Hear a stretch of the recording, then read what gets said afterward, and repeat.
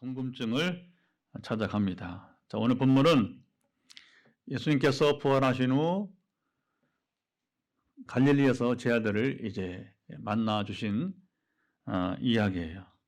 주님께서는 십자가 고난 당하시기 전에 제 아들에게 미리 이제 충분히 이제 이렇게 예고를 하셨죠. 그래서 주님께서 십자가 고난 당하시고 그리고 이제 부활하실 것이고 또 부활 후에는 갈릴리에 주님이 먼저 가서 그리고 제 아들을 만나게 될 것이라 주님이 미리 이렇게 일러 주시게 되었어요.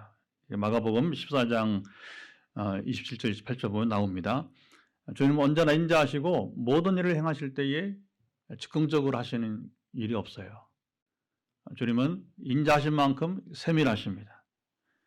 그래서 모든 일을 미리 계획 가운데 말씀하시고 때가 되면 행하시게 되었습니다. 얼마나 먼저 계획하시느냐? 사도 바울의 표현에 의하면 창세전에. 사람의 생각과 다른 거죠. 사람의 여러분 생각의 한계성과 다른 것입니다. 그래서 우리 하나님의 여러분 생각과 마음은 우리 주님의 마음과 생각은 무한한 거예요. 창세전에 이미 이 땅을 창조하신 목적과 그리고 결과를 다 하시면서 그리고 그 인간의 연약함을 하시면서도 선악과를 만드시고 그렇죠? 어떻게 여러분 선악과를 만드십니까? 죄를 지을 줄 알았는데 십자가를 예비하시는 거예요. 다 계획된 것들이죠. 그래야 사람이 최근에 창세기 나오는 것처럼 그럼 자유적 존재, 기계가 아니란 말입니다. 로봇이 아니란 우리는 여러분 자유적 존재, 책임적 존재. 그래서 우리 왕같이 여러분 존귀한 존재가 된 것입니다. 할렐루야. 이걸 다 미리 다 하나님은 이제 창세전에 계획을 하신 거예요. 그리고 이제 주께서 이 땅에 오셔서 공생을 사시고 저희가 마지막 만남의 시간도 이렇게 즉흥적인 것이 아니라 계획된 것이고 때가 참에 여러분 이루어지게 된 것입니다. 제 아들은 당시 주님이 무슨 말씀을 하셨는지 전혀 깨닫지 못했어요. 자, 이 말씀을 읽고 있다가 주님이 부활하시고 천사들이 제 아들에게 알게 했어요. 자, 천사들이 막달라 마리아와 세 여자들이 빈 무덤을 방문하잖아요. 그 와보니까 빈 무덤이 된 거고 그 빈 무덤 안에 누가 있었어요? 천사 둘이 있게 되었지 않습니까? 그러면서 세 여자자에게 뭐냐면 천사가 생전에 주님이 하신 말씀을 회상하게 하신 거예요. 여기 이제 마가복음 16장 6절에 나옵니다. 주님께서 너에게 말씀하신 대로 너희보다 먼저 어디로?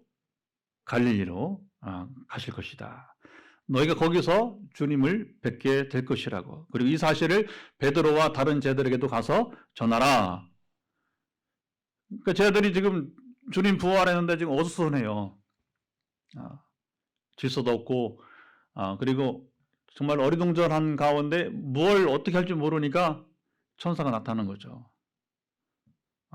주님이 늘 나타날 필요가 없으니까 필요할 때는 천사가 나타나서 돕는 것입니다.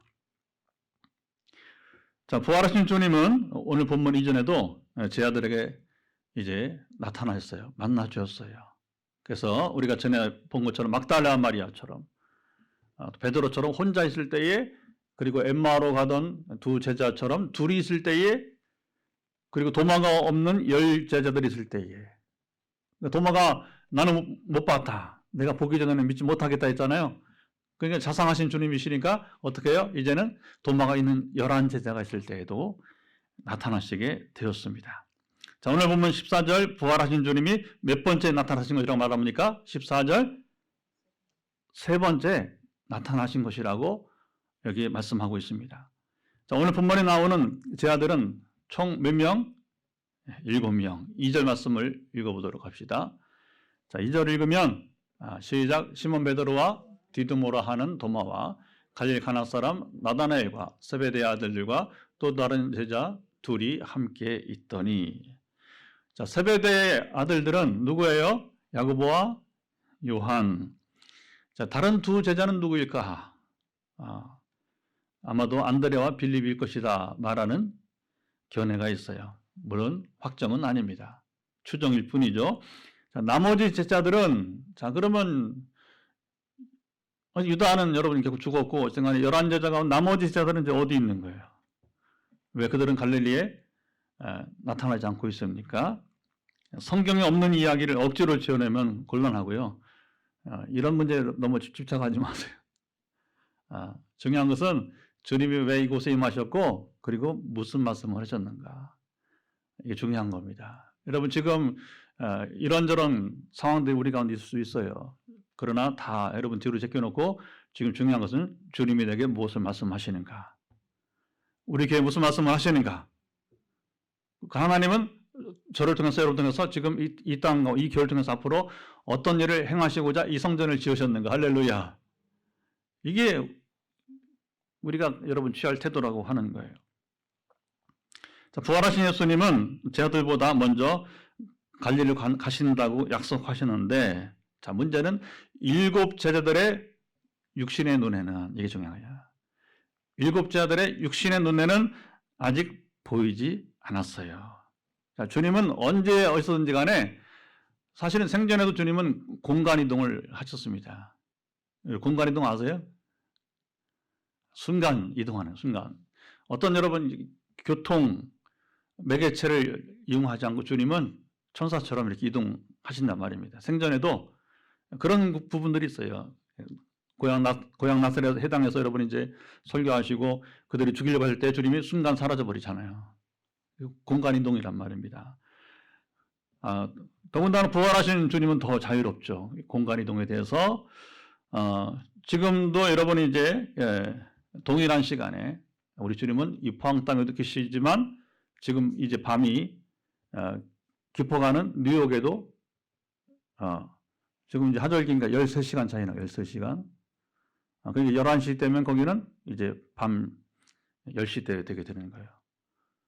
근데 주님은 예배드리는 우리 포항 땅에만 아니라 여러분이 밤이 깊어가는 뉴욕에도 김일란 선교사가 아주 어렵게 IT에 도착을 했어요.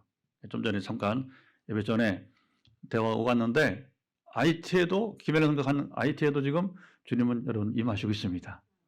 한 분이신데 어떻게 이렇게 여기저기서 임해요? 하나님이시니까. 만약에 그렇지 못하면 큰일입니다. 뉴욕에만 계시고 지금 여기 안 계시면 어떡할까요? 그게 하나님이시죠, 주님은. 자, 이때, 자, 이제 우리 초점 뭐냐? 주님은 제자들에게 언제 나타나셨을까요? 초점이. 주님은 언제 과연 짠 하고 나타났을까요? 이미 사실은 와 계셔요. 근데 중요한 것은 제자들의 육신의 눈에 보이지 않았고 언제 제자들의 육신의 눈에 짠 하고 나타나실 것이냐. 이게 우리 초점인 것입니다. 자, 이때 베드로가 늘 보면 제자들을 대표하기도 하고 엉뚱하기도 하고요. 급하게 늘 움직인 사람이잖아요. 자, 베드로가 다른 제자들에게 돌발적인 말을 했습니다. 뭐라고 했나요? 3절 말씀 읽어보죠. 3절. 시몬 베드로가 나는 물고기 잡으러 가노라 하니 그들이 우리도 함께 가겠다 하고 나가서 배에 올랐으나 그날 밤에 아무것도 잡지 못하였더니. 자, 베드로가 갈릴리 호수에 와서 물고기 잡으러 간다고 했더니 나머지 6 제자들도 우리도 함께 고기를 잡으러 가겠다 했어요. 3년 전 우리 이 장면을 보면 생각이 나잖아요. 그렇죠? 3년 전 우리 주님께서 제자들을 이제 불러주실 때, 특별히 어부 출신 제자들을 여러분 불러주실 때에 뭐라고 했어요? 너희를 사람을 낚는 어부들이 되게 하리라. 시작. 너희를 사람을 낚는 어부들이 되게 하리라. 마가복음 1장 17절, 마태복음 14장, 마가복음 4장 19절. 자, 베드로가 주의 말씀을 따라서 그대로 베드로는 이제 더 이상 물고기 잡는 어부가 되지 않았어요. 그리고 이제 주님의 수제자가 되어서 이제 말씀을 따라 가르침 받고 그가 사람을 낚는 어부가 여러분 되었습니다. 자, 그랬는데 왜 여기서 베드로는 고기를 잡으러 간다고 했을까요? 3년 뒤에. 자, 일부 주석가들은 베드로가 자, 옛 직업으로 돌아가는 것이다. 사람을 낳는 어부를 포기하고 옛 생활로 회귀했다고 합니다. 자, 이런 주석이 과연 맞을까요? 그렇지 않습니다. 이런 주석이라고 다 보면 안 돼요. 책이라고 다 믿으면 안 돼요. 책에 있는데요? 아닙니다. 성경에 있어야 됩니다. 우리 조심해야 돼요. 책은요, 참고서예요, 참고서. 참고서를 보고 믿으면 어떻게 해요? 여러분, 참고서를. 그건 개인 견해란 말이에요, 개인 견해. 여러분, 성경만이 진리인 줄 믿습니다. 우리 잘 봐야 돼요. 성경 해석을 조심해야 됩니다. 요즘은 제가 조금 더 여유가 있는 것은 수요일 아침 7시부터 10시까지 줌으로 서울에 또 수도권 동경에 그리고 포항 지방은 저 혼자예요. 그래서 이렇게 한 14명 내지 많이면 16명 목사님들이 오늘 본문을 가지고 연구를 합니다. 토의를 아주 진하게 합니다. 2시간 이상 성경 이 본문을 가지고 토의를 합니다. 그리고 발제자가 지난주가 제가 발제예요. 이번 주는 다른 분이 하셨고 설교까지 발표를 해요. 그러면 설교까지 다 우리가 함께 논하게 되는 거예요. 그러니까 충분히 토의된 말씀을 가지고 여러분과 함께 나누니까 전보다 더 진한, 전보다 더 체계적인 선포가 되기를 축복합니다. 참 저는 감사해요. 그 부분에 대해서. 이 성전을 우리가 지을 때 제가 이 팀에 들어갔어요. 저는 후발주자입니다. 후발주자. 제가 거기에 막내예요. 순서로는 물론 거기에 선배도 있고 이제 동료도 있고 후배도 있지만 그 그룹의 그 팀에는 그래서 여러분 잘 아시는 이영미 목사님 때문에 만나게 되고 그래서 이제 정말 귀한 그룹이 여러분 되었답니다. 자, 왜 지금 베드로가 고기 잡으러 가자 했을 때 고기 잡는 것은 과연 사람 낳은 어부를 포기하고 옛생활로 회개한 것이 아닐까요? 자, 7 제자들은 천사가 일러준 대로 부활하신 주님을 다시 만나기 위해서 갈릴리로 온 것이에요. 이게 여러분 시작이 돼야 됩니다. 부활하신 주님을 아까 몇 번째? 3번째 만나는 때에 여기 베드로가 옛 직업으로 돌아갔다고 보기에는 이게 더 무리한 해석이라고 하는 거예요. 여러분 정신을 차리고 때로 성경 해석을 해야 돼요. 그런데 주님이 보이지 않으셨어요. 자, 먼저 가시겠다는 주님은 오시지 않고 기다리다가 베드로가 나는 고기 잡으러 가겠다 했어요. 옛 추억을 살리면서. 자, 부활하신 주님은 왜 베드로가 고기를 잡으러 가자고 말하기 전에 나타나지 않았을까요? 자, 이 과정이 중요합니다. 트라우마라는 말이 있죠. 여러 트라우마를 경험해봤죠. 저도 마지막에 제가 제 트라우마를 얘기할 텐데 트라우마는 재해를 당한 뒤에 생기는 비정상적인 심리적인 반응이라고 합니다. 트라우마는 여러분 치료가 돼야 돼요. 그래야 건강한 삶을 여러분 누릴 수 있어요. 이걸 뭐라고 말하냐면 내적 치유라고 부르는 거예요. 소위 말하면 상한 감정의 치유 그렇게 부르기도 하고요. 그래서 우리가 이번 토요일 날 회복 캠프 할 때 여러분의 트라우마가 일단 오늘 말씀을 통해서 여러분 해소가 되고 풀어지기 바라고 부족한 사람들은 여러분 이번 토요일에 회복 캠프에서 여러분의 트라우마가 내적 상처가 회복되기를 축복합니다. 어떤 종류의 것이든지 간에 주님은 치료하십니다.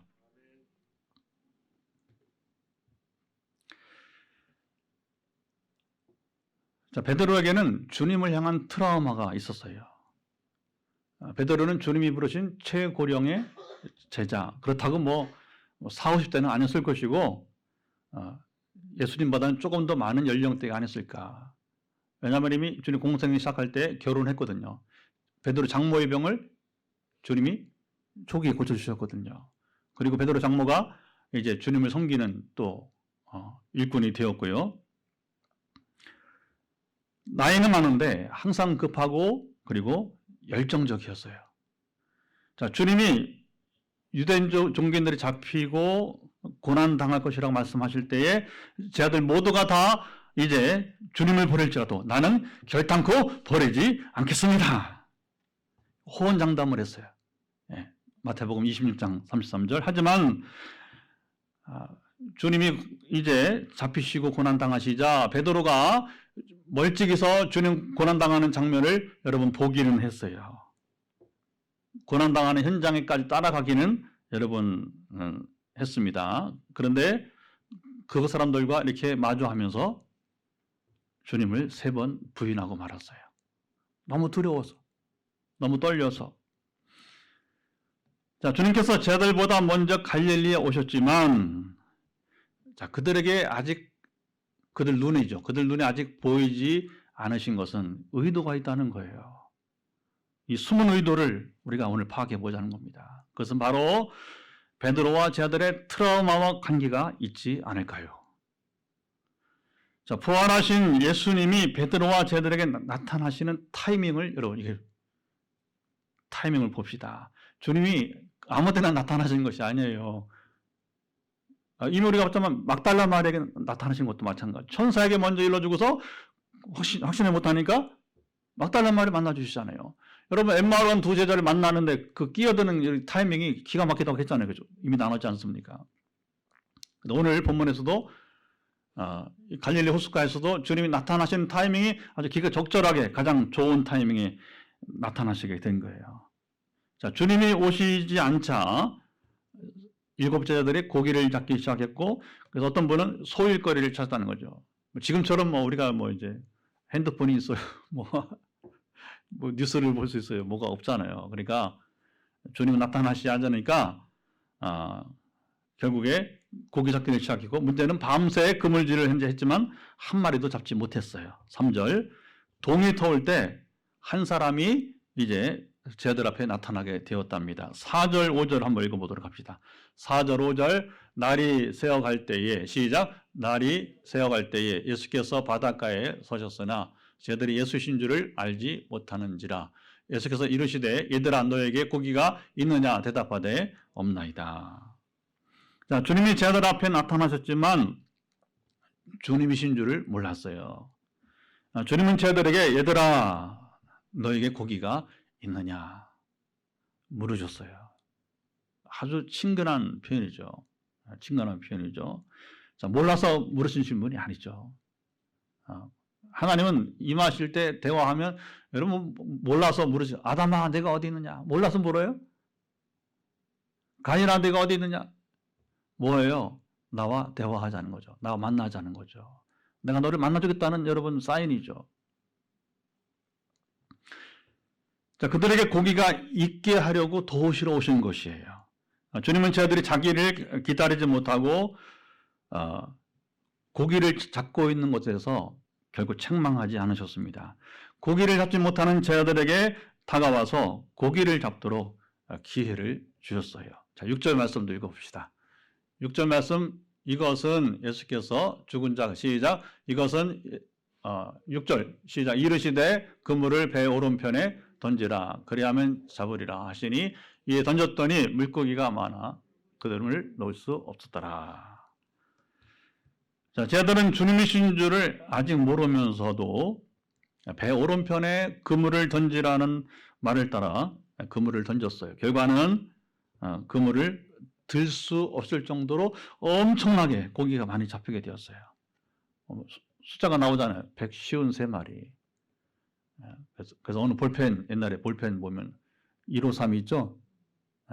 여기서 나온 거거든요. 장로님이지. 하여튼 간에 사업을 하면서 볼펜 이름을 153, 여기서 나온 거예요. 가끔 여러분, 어떤 분들이 사용합니다. 이 차용을 하게 되는데, 자, 예수님은 언제나 사람들에게 가장 좋은 때에 여러분 나타나십니다. 임재죠. 기도응답도 주님은 가장 좋은 때에 여러분에게 응답하십니다. 자, 우리 생각에는 베드로가 좀 고기 잡으러 가긴 딱 나타나는 거 왜 이때 나타나시냐? 이때 나타나셔야 되는 거예요. 여러분, 우리의 응답이 때로는 여러분이 이제 이상하게 타임이 안 맞는 것처럼 보일 수가 있어요. 그러나 그게 가장 좋은 타임이 따로 있기 때문에 그런 거예요. 이걸 보셔야 됩니다. 굉장히 중요한 여러분 메시지가 여기 있어요. 주님은 베드로의 트라우마를 고쳐주시려고 이때 나타나신 것이에요. 물고기를 많이 잡은 후 제자들은 그 앞에 나타난 분이 예수님임을 그제서 알게 되었어요. 예수께서 사랑하시는 그 제자, 오늘 성경 지은이가 누구예요? 요한복음이니까 사도 요한이잖아요. 그렇죠? 요한은 자기 이름을 쓰지 않고 이렇게 주님이 사랑하시는 제자, beloved disciple. 여러분도 저도 주님이 사랑하시는 제자입니다. 뭐 요한 자기만 뭐 그랬었냐? 아니에요. 누구나 선택받고 여러분 지금 부름받은 하나님의 사람들이라면 동일하게 쓸 수 있는 거예요. 그러니까 먼저 요한이 먼저 그걸 본을 보이는 거죠. 그래서 요한이 먼저 알아보고 그리고 베드로에게도 주님이시다 이렇게 말했습니다. 이제는 쟤들 모두가 다 지금 나타나신 사람이 주님이심을 알아보게. 이제 주님 뭐냐? 쟤들이 육신의 눈에 알 수 있도록 나타나시게 된 거예요. 자, 12절 또 있습니다. 오늘 보면 12절 읽어보도록 하죠. 예수께서 이르시되 와서 조반을 먹으라 하시니 쟤들이 주님이신 줄을 아는 고로 당신이 누구냐 감히 묻는 자가 없더라. 자, 부활하신 예수님은 제자들이 고기를 잡는 문제를 해결해 주셨어요. 주님은 그들의 현안을 잡읍시다. 먼저 그들의 현안을 해결해 주셨고 나아가 아침밥까지 챙겨주시게 되었어요. 왜 주님은 이때 나타나셔서 그들의 아침 식사까지 구태여 친히 섬겨주셨을까요?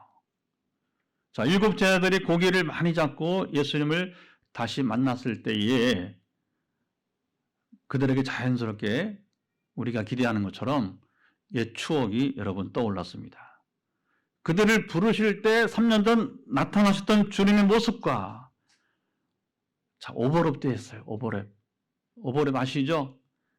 한 장면에 다른 장면이 겹쳐서 나타나는 거예요.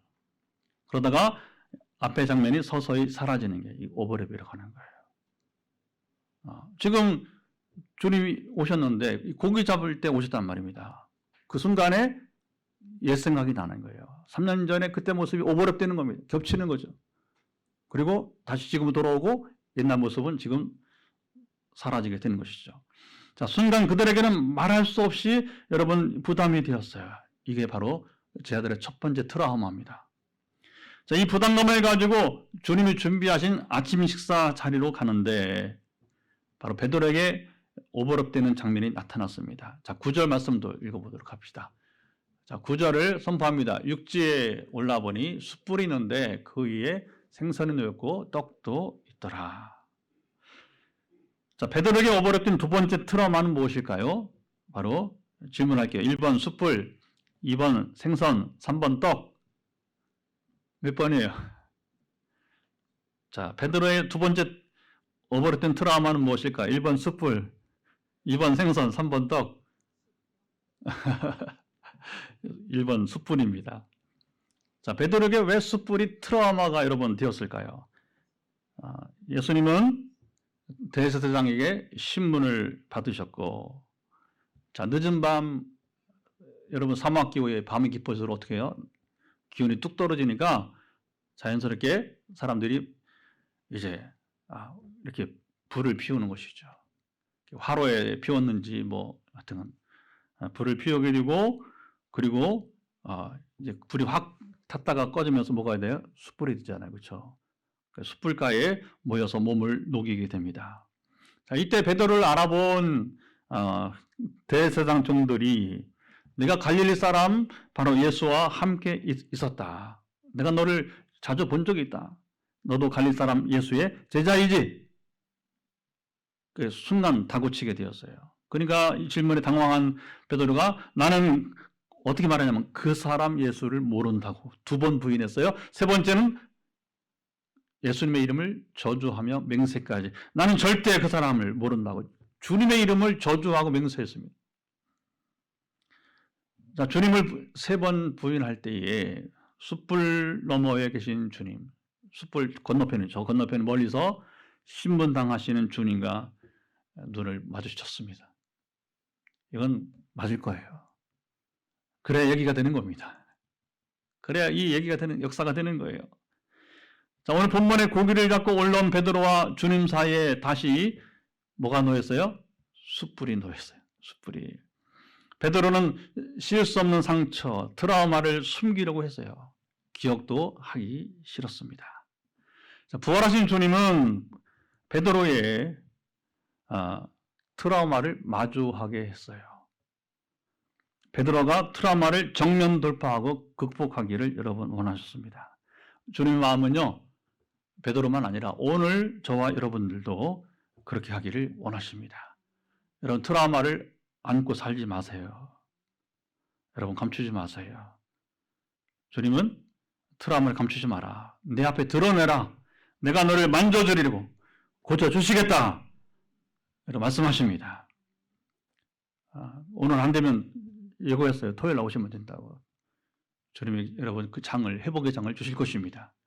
우리는 과거, 이제는 이 회복 캠프가 제가 2010년부터 했으니까 국내에서 하고 또 여러분 해외 신학교에서 하고 여러분 이제 또 회복 캠프는 하지만 여러 부흥회를 통해서 하나님 행하심을 저는 눈으로 보았습니다. 이번에는 누가 수혜자가 될지 기대가 됩니다. 누가 수혜자가 될지 기대가 됩니다. 수혜자는 간증자. 여러 모양으로 주님 뭐냐? 내게로 오라는 겁니다. 주님의 초청하시는 거예요. 그리고 와서 나를 만나자. 내가 만나주겠다. 너의 문제를 해결해주겠다. 말씀하시는 것입니다. 오늘 예배서만 아니라 매일 삶 속에서도 여러분 마찬가지입니다. 자, 부활하신 예수님이 베드로가 어떻게 트라우마를 극복하게 하셨는지 봅시다. 주님은 고기를 잡고 아침 식사 자리로 나오는 제자들에게 아무 말씀도 하지 않으셨어요. 13절 어떻게 하십니까? 읽어보죠. 13절 예수께서 가셔서 떡을 가져다가 그들에게 주시고 생선도 그와 같이 하시니라. 자, 주님은 말없이 떡과 생선을 제자들 한 사람 한 사람에게 가져다 주셨어요. 마치 여러분 식당의 웨이터가 지금 뭐라고 옛날에 웨이터라는데 지금 뭐라고 하나요? 식당에 여러분 그 직원들이 스태프들이 손님들 여러분 이렇게 서빙 하잖아요. 그렇죠? 음식을 갖다 주잖아요. 그것처럼 주님이 여러분 전에는 이제 정말 십자가를 지시기 전에는 허리에 수건을 두르시고서 발을 닦으셨잖아요. 오늘은 마치 여러분이 이제 식당 웨이터처럼 그렇게 그야말로 이렇게 한 사람 한 사람에게 음식을 가져다 주셨어요.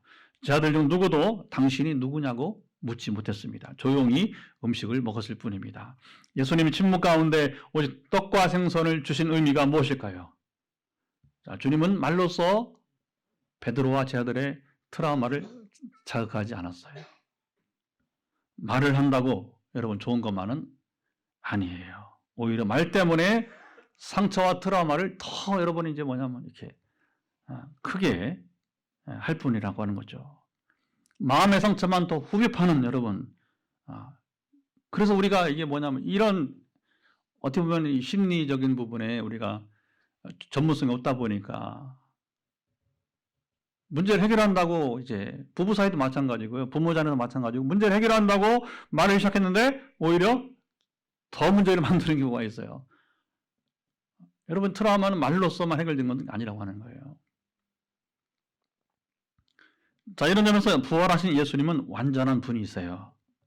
주님은 제자들이 고기를 잡는 모습을 보면서도 그들을 책망하지 않으셨어요. 사람 낚는 어부가 되라고 했더니 이제 와서 왜 고기를 잡느냐 말씀하지 않으셨어요. 자, 제자들 스스로 깊이 생각하고 깨닫게 하신 것입니다. 그래서 그때는 다 하신 거예요. 3년 전에 여러분 부르심 받을 때에 여러분 그때의 모습을 회상하면서 주님 고난 당하시자 다 뿔뿔이 도망가 버렸잖아요. 그렇죠? 그러니까 그들에게는 그때 도망친 것 때문에 이게 트라우마가 생긴 게 아니에요. 그러니까 다시 주님은 처음 부를 때 모습으로 다시 그 자리에 오시는 거예요. 그 타이밍에 오셔서 그들의 트라우마를 여러분 치료해 주신 것입니다. 이런 경우는 여러분 이제 여러 간증들이 많이 있습니다. 보면요. 그래서 자 보십시다. 왜 이렇게 오버랩되게 하시느냐? 왜 생각나게 하시느냐? 문제 근본을 우리가 알아야 되고 그 문제를 직면해야 되고 그것을 뭐냐면 떠나야 돼. 거기서 이제 풀려야 될 것입니다. 이제. 그래서 여러분 이제 예복 캠프에서 뭐냐면 여러분 내적 상처가 혹시 치유 받는 분들은 뭐냐면 옛날 생각이 난단 말입니다. 변한 건 아무것도 없어. 그런데 뭐냐? 주님이 그걸 알게 하시는 거예요. 보게 하시는 거예요. 오버랩되게 하시는 거예요. 왜 오버랩되게 해요? 그만 그것 때문에 괴로워하라고 하는 거예요. 내가 너를 자유케 하노라. 내가 너에게 자유를 주노라. 내가 너를 치료하노라. 내가 너를 만져줬으니까 나의 터치는 뭡니까? 주님의 터치는 완전한 치료와 회복이 되는 줄 믿습니다. 숯불에 떡과 생선을 놓았을 뿐 베드로에게 내가 어찌 나를 3번이나 부인할 수 있었느냐? 야단치지도 않으셨어요. 부활하신 예수님은 단지 먹을 것을 주시고 제자들과 눈을 맞췄을 뿐입니다. 식탁 교제가 이렇게 좋은 것이에요. 그들 사이에 무슨 말이 여러분 필요했겠습니까? 제자들 한 사람 한 사람을 향한 주님의 사랑의 눈빛이 여러분 이제 그야말로 꿀처럼 떨어지게 된 거예요. 여러분 주님과 눈을 마주 대하기만 해도 그 사랑스러운 우리를 사랑하시는 주님의 그 눈빛 때문에 우리의 트라우마는 여러분 회복된 줄 믿습니다. 바로 베드로와 제자들의 트라우마가 사라지는 순간이었어요. 제자들의 트라우마가 회복됐을 때에 그 다음에 부활하신 주님이 이제 제자들에게 사명을 주시게 된 것입니다. 어떤 사명입니까? 자, 15절을 선포합니다. 15절 그들이 조반 먹은 후에 예수께서 시몬 베드로에게 이르시되 요한의 아들 시몬아 내가 이 사람들보다 나를 더 사랑하느냐 하시니 이르되 주님 그러하나이다. 내가 주님을 사랑하는 줄을 주님께서 아시나이다. 이르시되 내 어린 양을 먹이라 하시고. 자, 오늘 본 나머지 말씀은 베드로의 트라우마를 완전히 치료해 주시고 사명을 다시 감당하도록 허락하시는 장면입니다. 예수님 베드로에게 나를 사랑하느냐 그리고 내 어린 양을 먹이라. 몇 번? 3번 반복하셨어요. 여러분 보통의 경우라면 한마디면 충분한 거 아니겠어요? 그렇죠? 왜 구태여 여러분 3번씩이나 여기 여러분 반복 주님은 하셨을까요? 주님이 나타나시는 타이밍도 아무 때가 아니고 여러분이 이제 필요한 때 오시듯이 그리고 말씀을 한 번만 하지 않고 3번 하실 때에도 다 목적이 있는 거예요. 다 여러분이 이제 베드로를 위한 것이었습니다. 베드로를 위한 것이었습니다. 주님께서 내가 나를 사랑하느냐 여러분이 이제 물으실 때마다 자, 베드로 마음이 여러분 어땠을까요? 자신이 숯불 앞에서 주님을 부인했던 순간이 여러분 오버랩되지 않았겠습니까? 자, 이전에 성급하게 호언장담했던 베드로의 자세는 사라졌어요. 제가 이 부분을 길게 얘기하지는 않겠습니다. 약술만 하겠습니다. 부활하신 주님이 다시 찾아와 주시고 사명을 주실 때에 베드로의 마음에는 깊은 감동이 여러분 밀려왔습니다. 나를 향한 예수님의 사랑이 철철 넘침을 여러분 이제 깨닫게 되었어요. 그리고 주님이신 이 사랑으로 내가 주님을 사랑하고 주님께서 위탁하신 말씀을 양들을 먹이겠다고 하는 여러분 결단을 했습니다. 오늘 본문에 예수님이 부활로 제자들에게 3번째 만나주시는 여러분 장면 속에서 주님이 인격이 적나라하게 여러분 여기 드러납니다. 저는 오늘 본문을 보면서 주님의 이 부분은 완전한 아버지의 인격이라고 보았습니다. 저는 오늘 본문을 묵상하면서 특별히 이사야 9장 6절 말씀이 생각이 떠오르는데 같이 한번 읽어보도록 하겠습니다. 이사야 9장 6절을 선포하겠습니다. 이는 한 아기가 우리에게 낳고 한 아들을 우리에게 주신 바 되었는데 그의 어깨에는 정사를 메었고 그의 이름은 기묘자라 모사라 전능하신 아버지라 영존하시는 아버지라 평강의 왕이라 할 것입니다. 자, 성탄의 주님을 예언한 말씀이에요. 한 아기 예수가 누구신가를 말씀하는데 자, 어깨에 정사를 메었다는 건 뭐냐면 어깨에 뭐냐면 이게 하나의 지휘관 표시가 있는 여러분 군복이 있어요 보면요.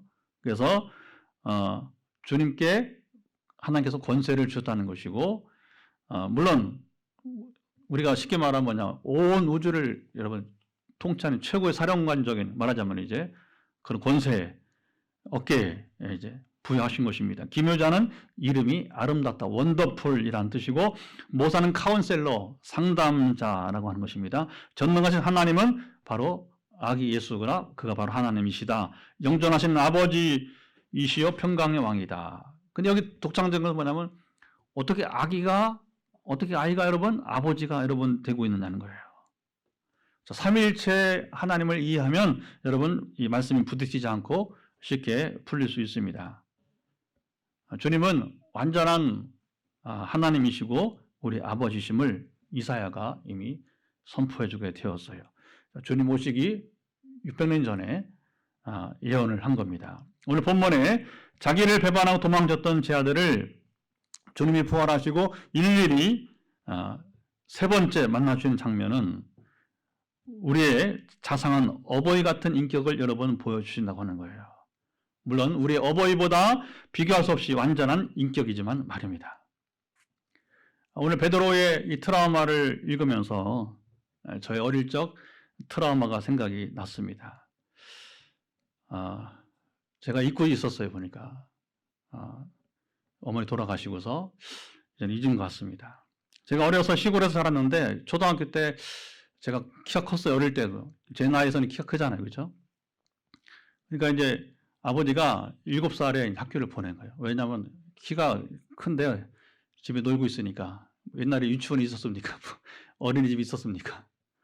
키가 크니까 그게 이제 제가 대물림에서 우리 아들도 키가 크니까 보기 싫더라고. 그래서 유치원에서 발표하는 거 띠뚱띠뚱 거리니까 아들 7살에 학교 가고 그랬는데 어쨌든 초등학교 하면서 키가 크고 힘이 생기면서 어머니가 이제 일을 함께 하자고 이제 그전에는 뭐 일 시키나요? 어린아이니까. 근데 이제 키가 자라고 이제 힘을 좀 쓰니까 어머니가 일을 같이 하자고 했어요. 소모기를 준비한 볏짚을 이렇게 말려서 작두로 이렇게 여러분이 이제 그 잘게 자르는 작업이었어요. 제가 작두질을 이렇게 힘이 필요하니까 작두질 하면 어머니가 뭐냐면 볏짚을 이렇게 조금씩 이렇게 기기가 사람이 해보셨어요? 김 목사님? 보기만 보고. 시골은 아니었군요. 우리 시골 출신은 다 압니다. 우리 이조 이사 많이 해보셨어요? 효자라. 어쨌든 간에 그렇게 하면 며칠을 이제 매번 하기 힘드니까 이제 3, 4일 또는 길게 일주일씩 그 여물 준비하도록 이렇게 뭐냐면 이제 작두질을 하는 거예요. 이것을 큰 솥에다가 이제 뭐냐면 이제 이 볏짚을 잘게 썰은 볏짚을 넣고 물을 붓고 그다음에 뭐냐면 사료를 여기다 뿌려요. 그래서 이제 물을 끓이면 소죽 소가 먹는 죽이 되는데 그래도 되게 뭐냐면 이제 여름에는 이제 풀이 많으니까 그냥 풀목이고 동절기에 그렇게 했던 것 같아요. 그래서 소죽 끓이는 게 매일 중요한 일과 중에 이제 하나가 되었는데 어느 날 평소와 같이 작두질을 하다가 어머니와 제가 호흡이 맞지 않았는지 어머니 손가락 일부가 작두칼에 베어졌어요. 제 생애 최고의 악몽이 되는 여러분 순간이었습니다. 어린 제가 막 당황해가지고 어쩔 줄 몰라 하는데 어머니 침착하게 지금도 분명 기억나요. 얼마나 침착하시냐 아무 반응 보이지 않고 천으로 그걸 이제 손가락을 이렇게 지혈하는 걸 지혈. 이후에 성장기를 보내면서 저는 알잖아요. 어머니 손가락을 볼 때마다 한쪽이 짧잖아요. 잘렸으니까. 아마 지금 같으면 이제 그걸 접합을 했을 것 같아요. 참 가슴 아픈 것은 그때는 뭐 그런 게 어디 있어요. 시골에서 이제 잘리면 잘린 데서 살고 그랬던 것 같아요. 늘 제 마음은 찢어지곤 했습니다. 어머니는 이 일로 저를 한 번도 나무란 적이 없었어요. 그리고 그 일로 홀로 고통을 담당하셨습니다. 베드로에 나타나셔서 떡과 물고기를 구워주시면서 사랑의 눈빛만 주셨던 주님처럼 제 어머니도 평생 그렇게 저를 사랑하셨을 뿐입니다. 우리 인생에서 최고의 축복은 이처럼 자상하신 영존하시는 아버지이신 주님을 여러분 만난 것입니다. 오늘 우리가 그의 날개 그늘 아래 사는 것입니다. 시인은 그 노래를 하는 거예요. 시편 17편 8절, 36편 7절, 57편 1절, 63편 7절, 시편에 4번이나 여러분 그분의 날개 그늘 아래 사는 이야기를 노래를 부르고 있습니다. 오늘 어버이주일을 맞이해서 우리 어버이의 사랑과 인격을 여러분 기억합시다. 그리고 감사를 표하면서 우리 어버이와 주님을 사랑으로 화답합시다. 여러분 그런 것 같아요. 사랑은 내리사랑이고 하나님 사랑이나 어버이 사랑이나 그리고 하나님이나 여러분 이제 어버이나 결국은 이제 우리를 향해서 그냥 여러분 이제 주신 것뿐이에요. 그리고 우리가 그분의 사랑에 보답할 수 있는 것은 무엇입니까? 바로 어른들이 우리 부모님들이 하나님께서 먼저 우리를 사랑하셨기 때문에 그래서 그 사랑 때문에 우리가 사랑으로 화답하는 것뿐인 것입니다.